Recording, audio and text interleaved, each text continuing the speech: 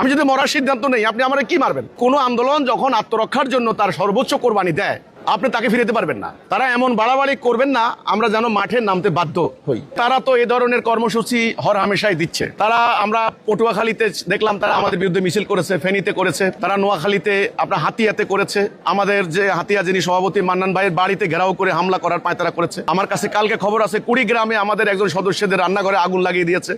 সারা দেশে কিন্তু এই সন্ত্রাস কিন্তু হচ্ছে। এখন আমরা শুনতে পাচ্ছি নোয়াখালীতে তারা এই ধরনের, তারা কিন্তু ফেনী, নোয়াখালী, লক্ষ্মীপুর এই জায়গাগুলিতে ঘুরে ঘুরে তাদের মাদ্রাসাগুলিতে তারা মিথ্যাচার করছেন, উস্কানি দিচ্ছেন। ওকে, তো আমরা এর বিপরীতে কি করব?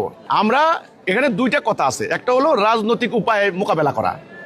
তারা যে এই যে কর্মসূচিগুলি নিচ্ছে, মিছিল সমাবেশ এগুলা, ওকে, আমরা সেগুলা নিব কিনা আমরা পরিবেশ পরিস্থিতিতে সেটা বিবেচনা করব। এক, আমাদের সেগুলা নেওয়ার সক্ষমতা আলহামদুলিল্লাহ তাদের থেকেও ভালো। আমাদের জনগণ, আমাদের কর্মী বাহিনী, আমাদের চেইন অফ কমান্ড, আমাদের ডেডিকেশন ওদের থেকে কোনো অংশে কম নয়। কাজে সেটা হলো সেকেন্ডারি।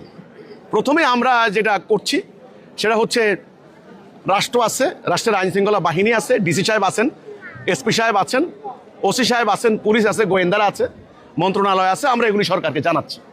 আমরা সরকারকে বলছি এরা একটা উসিলা চায় দেশে একটা অরাজকতা সৃষ্টি করার জন্য, আর কিচ্ছু না। আজকে হিজবুত তাহ্রীরকে টার্গেট করেছে, কালকে আরেকজনকে টার্গেট করবে। সরকার আমি আশা করি এ ধরনের অরাজকতা বেআইনি সমাবেশ করতে দিবেন না। এ হলো আমরা সরকারকে জানাচ্ছি, আইনের দ্বারস্থ হচ্ছি।